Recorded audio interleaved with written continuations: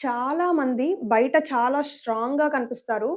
కానీ లోపల వాళ్ళని ఒక ప్రశ్న తినేస్తూ ఉంటుంది.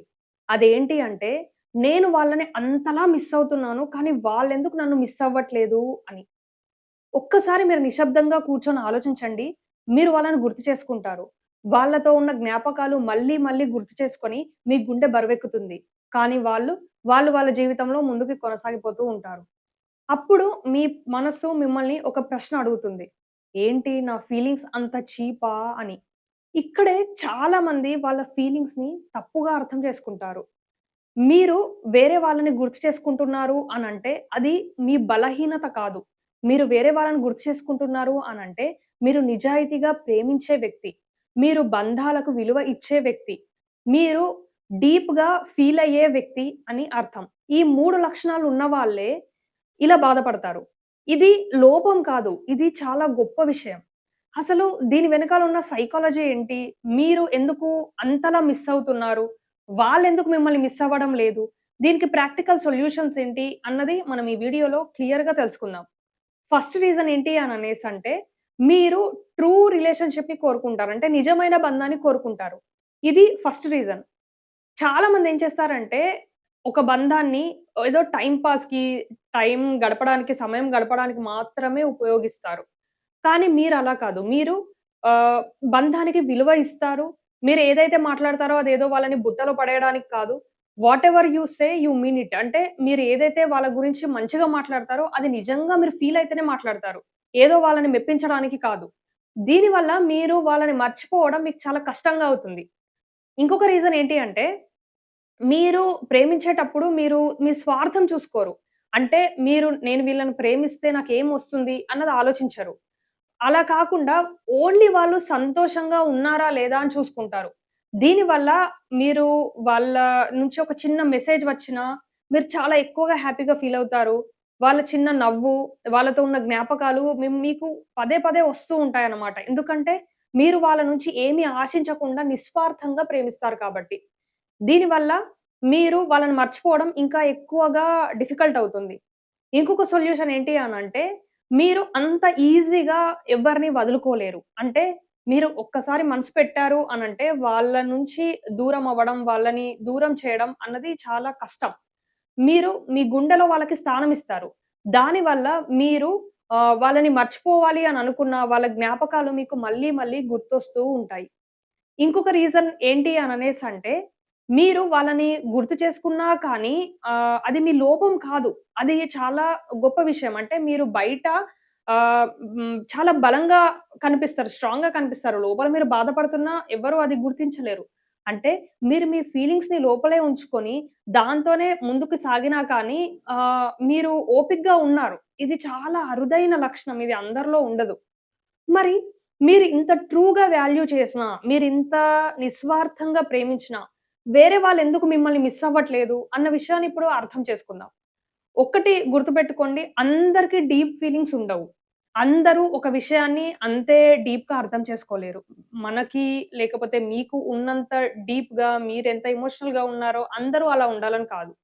కొందరు ఏంటి అని అనేసంటే తొందరగా మర్చిపోతారు. తొందరగా కొత్త వాళ్ళతో కలిసిపోతారు. ఏదైనా ఎవరైనా చెప్పినా గానీ వాళ్ళు అంత డీప్‌గా అర్థం చేసుకోలేరు. వేరే వాళ్ళు ఏం చెప్తున్నారు? వాళ్ళు ఏం చెప్పాలనుకుంటున్నారు? వేరే వాళ్ళు ఎంత బాధపడుతున్నారు? అన్న విషయము వీళ్ళకి అర్థం కాదు. దానివల్ల వాళ్ళకి అంత ఈజీగా వాళ్ళు ఎమోషనల్‌గా ఫీల్ అవ్వరనమాట. ఫర్ ఎగ్జాంపుల్ ఏదైనా ఇన్సిడెంట్ జరిగిందనుకోండి. సొసైటీలో ఏదైనా ఇన్సిడెంట్ జరిగింది. ఏదైనా యాక్సిడెంట్ జరిగింది. ఆ యాక్సిడెంట్‌ని చూసిన 5 మెంబర్స్ సేమ్‌గా ఫీల్ అవ్వరు. ఒకళ్ళేమో ఓకే. యాక్సిడెంట్ జరిగిందిలే అని అనుకుంటారు వెళ్ళిపోతారు. ఇంకొకళ్ళేమో అరే! యాక్సిడెంట్ జరిగింది. ఎంతమందికి దెబ్బలు తగిలినాయో, ఏమైందో, ఎంతమంది చనిపోయారో, ఎంత అక్కడ సఫర్ అవుతున్నారో అని ఇట్లా ఆలోచిస్తారు. ఇంకా కొందరేమో యాక్సిడెంట్ జరిగింది గదా! సరే ఎవరైనా ఉన్నారులే హెల్ప్ చేయడానికి. నేనింక నెక్స్ట్ ఏం చేయాలి? నెక్స్ట్ ఇప్పుడెళ్ళాలి. అక్కడికి వెళ్ళడం ఇంపార్టెంట్. ఇట్లా ఆలోచిస్తారు. కొందరైతే అసలు పట్టించుకోరు. యాక్సిడెంట్ జరిగినా గాని అదేదో నార్మల్ అన్నట్టు చూసుకొని ముందుకెళ్ళిపోతారు. అంటే ఒక ఇన్సిడెంట్ మీద అందరికీ సేమ్ ఫీలింగ్స్ అనేది ఉండదు. ఇది యాక్సిడెంట్‌కే కాదు దేనికైనా వర్తిస్తుంది. సో, అదే విధంగా మనం ఏదైనా గాని డీప్‌గా ఫీల్ అయ్యే విషయాన్ని అందరూ అంతే పెయిన్‌ఫుల్‌గా ఫీల్ అవుతారు అన్నది మాత్రం కరెక్ట్ కాదు. ఎవరి ఎమోషన్స్ వాళ్ళవి. సో, ఎవరైనా మిమ్మల్ని మిస్ అవ్వట్లేదు అనంటే, మీ విలువ తక్కువ, నా విలువనే తక్కువ, నన్ను వాళ్ళు విలువ చేయట్లేదు అని కాదు. వాళ్ళకి డీప్ ఫీలింగ్స్ లేవు అని అర్థం. మరి దీనికి ప్రాక్టికల్ సొల్యూషన్స్ ఏంటి? దీన్ని ఎలా అధిగమించాలి అనంటే, ఫస్ట్ సొల్యూషన్ ఏంటి అంటే, మీరు కొత్త వాళ్ళతో పరిచయం చేసుకున్నప్పుడు, మీరు వాళ్ళతో కొద్ది రోజులు జర్నీ చేయాలి.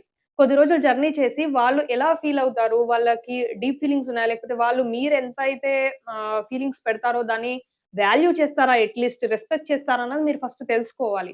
అలా కాకుండా మీరు వాళ్ళు డిజర్వ్ చేయకపోయినా, వాళ్ళకి అర్హత లేకపోయినా, ఎక్కువగా వాళ్ళ మీద ఎమోషన్స్ ఇన్వెస్ట్ చేయడం, ఎక్కువగా వాళ్ళని ప్రేమించేయడం అనేది అస్సలు చేయొద్దు. First thing. సెకండ్ థింగ్ ఏంటి అంటే, మీ ఫీలింగ్స్‌ని అర్థం చేసుకోండి.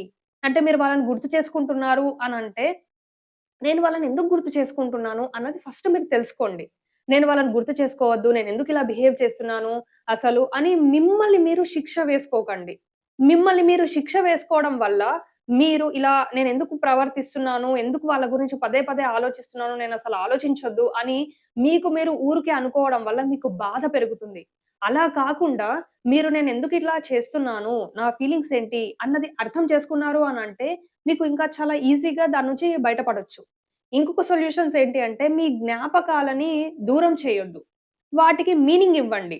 అంటే మీ జీవితంలో జరిగిన జ్ఞాపకాలు, మీ వ్యక్తుల వల్ల వచ్చిన జ్ఞాపకాలు మీకొక లెసన్స్. అవి మీ జీవితంలో ఒక భాగం. అది ఆహ్, జరిగిపోయిన విషయం. దాని గురించి మీరు ఎట్లా ఆలోచించాలి అనంటే, దీని నుంచి నేను ఏం నేర్చుకోగలుగుతాను అన్న దాని మీద ఫోకస్ చేయండి. ఇంకొక సొల్యూషన్ ఏంటి అననేసంటే, మీ విలువను మీరు తెలుసుకోండి. అంటే, మీరు వేరే వాళ్ళని గుర్తు చేసుకుంటున్నారు అనంటే, నేను నిజంగా, నిజాయితీగా ప్రేమించే వ్యక్తిని. నేను బంధాలకు విలువ ఇస్తాను అని మీకు మీరు చెప్పుకోండి. దానివల్ల ఏమవుతుంది, మీ బలమేంటో మీకు గుర్తుకొస్తుంది. మీ బలమేంటో మీరు గుర్తిస్తారు. దీనివల్ల మీరు చాలా ఈజీగా ఫీలవుతారు. చాలా కాన్ఫిడెంట్‌గా ఫీలవుతారు. ఇది ఇంకొక సొల్యూషన్. ఇంకొక సొల్యూషన్ ఏంటి అననేసంటే, మీరు అదే విషయంలో ఉండిపోకుండా అంటే ఖాళీగా ఉండి అదే జ్ఞాపకాల్లో ఉండిపోవడం, సాడ్ సాంగ్స్ వినడం, అదే మళ్ళీ మళ్ళీ గుర్తు చేసుకొని ఫీల్ అవ్వడం కాకుండా, మీరు ఉన్న టైంని మీకేవైతే విషయాలిష్టమో, మీరు ఏదైతే ఎంజాయ్ చేస్తారో దాని మీద మీరు ఫోకస్ చేయండి. అది చేయడానికి ప్రయత్నించండి. మీకిష్టమైన వాటిలో మీరు మునిగిపోండి. దానివల్ల ఏమవుతుంది అనంటే స్లోగా మీరు దీని నుంచి బయటపడతారు. ఇంకొక విషయం ఏంటి అననేసంటే, మీరు ఎప్పుడైనా ఎవరినైనా ఆహ్, చూసినప్పుడు గాని, ఎవరితోనైనా రిలేషన్‌లో వెళ్ళినప్పుడు గాని, మీకు మీరు ఫస్ట్ నేను ఎమోషనల్‌గా ఉన్నాను. నేను చాలా డీప్‌గా ఫీల్ అయ్యే వ్యక్తిని. చాలా తొందరగా వేరే వాళ్ళని నమ్మే వ్యక్తిని అని గుర్తు చేసుకొని, మీరు ఫస్ట్ వాళ్ళని టెస్ట్ చేయండి. టెస్ట్ చేసిన తర్వాత వాళ్ళు ప్రాక్టికల్‌గా ఉన్నారు. వాళ్ళు మీ విలువని తెలుసుకుంటారు అన్నప్పుడు మాత్రమే మీరు వాళ్ళ మీద డీప్ ఫీలింగ్స్ అనేవి ఇన్వెస్ట్ చేయండి. జర్నీ చేసిన తర్వాత మాత్రమే. ఇది మీకు చాలా ఉపయోగపడుతుంది. మీకెవరైనా గుర్తొస్తున్నారు, బాగా మీకు జ్ఞాపకాలు గుర్తొస్తున్నాయి అనంటే నెగెటివ్‌గా మాత్రం అస్సలు ఆలోచించకండి. మీ మనసును మీరు గుర్తు చేసుకొని, నేను చెప్పిన ప్రాక్టికల్ సొల్యూషన్స్ మీరు అర్థం చేసుకొని, దాన్ని అప్లై చేసి మీరు దాని నుంచి బయటపడితే, మిమ్మల్ని మీకుగా ప్రేమించే వ్యక్తి ఖచ్చితంగా మీ లైఫ్‌లో వస్తారు. కానీ దానికంటే ముందు మీరు ఈ ఫీలింగ్స్ నుంచి బయటపడి, మీరు పీస్‌ఫుల్‌గా ఉండాలి. మీరు న్యూట్రల్‌గా ఉండాలి. సో దట్ వేరే వాళ్ళెవరైనా వచ్చిన వాళ్ళకి కూడా మీ ఒక ఛాన్స్ ఉంటుంది మీకైనా. వేరే వాళ్ళు ఎంత ప్రేమిస్తున్నారు, వేరే వాళ్ళు ఎంత డీప్‌గా మిమ్మల్ని అర్థం చేసుకుంటున్నారు అన్నది మీకు అర్థమవుతుంది. అలా కాకుండా మీరు దీంట్లోనే ఉండిపోయారనుకోండి, మీకు నిజంగా ప్రేమించే వ్యక్తి వచ్చినా మీరు దాన్ని అర్థం చేసుకోలేరు. సో, ఫస్ట్ మీరు మీ ఫీలింగ్స్‌ని అర్థం చేసుకోండి. వాటికి కొత్త మీనింగ్ ఇవ్వండి. అండ్ మీరెప్పుడైనా జ్ఞాపకాలు వస్తున్నాయి, వేరే వాళ్ళవి గుర్తుకొస్తున్నారు అనంటే, మీరేదో తప్పు చేశారు, మీ విలువ తక్కువ అని ఫీల్ అవ్వకుండా, అది మీలో ఉన్న గొప్ప లక్షణం అని గుర్తించండి. ఈ వీడియో గనక మీకు నచ్చితే ఒక లైక్ ఇవ్వండి. ఇట్లాంటి వీడియోస్ కోసం ఛానెల్‌ని సబ్స్క్రైబ్ చేసుకోండి.